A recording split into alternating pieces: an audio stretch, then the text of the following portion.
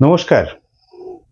এই কিছুদিন আগেই একটা পারিবারিক অনুষ্ঠানে আমাদের এক আত্মীয়র সঙ্গে দেখা হলো। কথায় কথায় উঠে এলো যে তার কয়েকদিন আগেই একটা গলস্টোন ধরা পড়েছে। পেটে ব্যথা হতো, ডাক্তারের কাছে গেছিলেন, আল্ট্রাসাউন্ড করে গলস্টোন ধরা পড়েছে। সঙ্গে সঙ্গে গেছিলেন সার্জেনের কাছে এবং সার্জেন কিছু আরও টেস্ট করে ওনাকে বললেন যে অপারেশন করতে হবে এবং অ্যানাস্থেসিওলজিস্টের কাছে পাঠালেন। অ্যানাস্থেসিওলজিস্টের কাছে আসার পর অ্যানাস্থেসিওলজিস্ট কিন্তু ওনার সঙ্গে অনেকক্ষণ অনেক কিছু বিষয় নিয়ে আলাপ আলোচনা করলেন এবং বেশ কিছু টেস্ট করে আবার ফিরে আসতে বললেন। ওনাদের প্রশ্ন হচ্ছে যে একটা ছোট্ট গল ব্লাডার অপারেশন, সেটার জন্য আমার এতগুলো টেস্টের কি দরকার?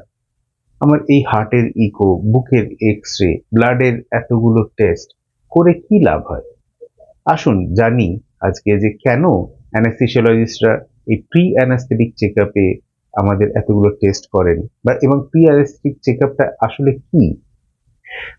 প্রি অ্যানাস্থেটিক চেকআপ আপনার অ্যানাস্থেসিয়া বা অপারেশনের আগে একটা ডিটেইলড পরীক্ষা নিরীক্ষা, যেখানে আপনার আর কি কি প্রবলেম আছে সেগুলো জানা যায়। তার সঙ্গে সঙ্গে আপনার যে রোগের জন্য গেছেন সেটার নিয়েও বেশ কিছু তথ্য নতুন করে পাওয়া যেতে পারে।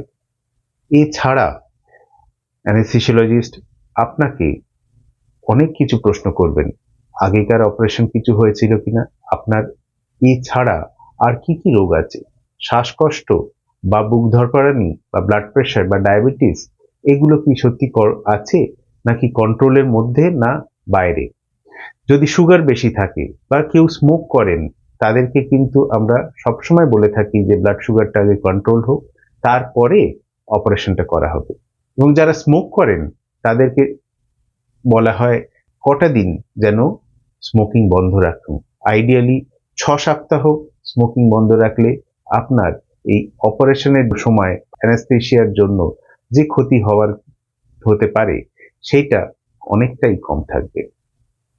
এছাড়াও আপনার সঙ্গে এই প্রি অ্যানাস্থেটিক চেকআপের সময় ডাক্তারবাবু আপনাকে বিভিন্ন বিষয়ে অবহিত করবেন, যেমন কি কি করা হবে অপারেশনের সময়, আপনার কি এক্সপেক্ট করতে পারেন, কি অ্যানাস্থেসিয়া দেয়া হবে, জেনারেল অ্যানাস্থেসিয়া, পুরোপুরি ঘুম পাড়ানো হবে, ভেন্টিলেশনে রাখা হবে, নাকি স্পাইনাল অ্যানাস্থেসিয়া বা এপিডুরাল অ্যানাস্থেসিয়া বা নার্ভ ব্লক দিয়েই করা হবে।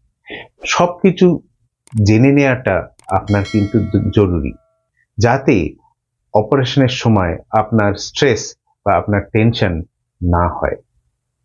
অপারেশনের সময় অ্যানেস্থেসিওলজিস্টের দায়িত্ব যাতে আপনি সুস্থ থাকেন, অপারেশনটা সুষ্ঠুভাবে হয় সেইটা দেখার।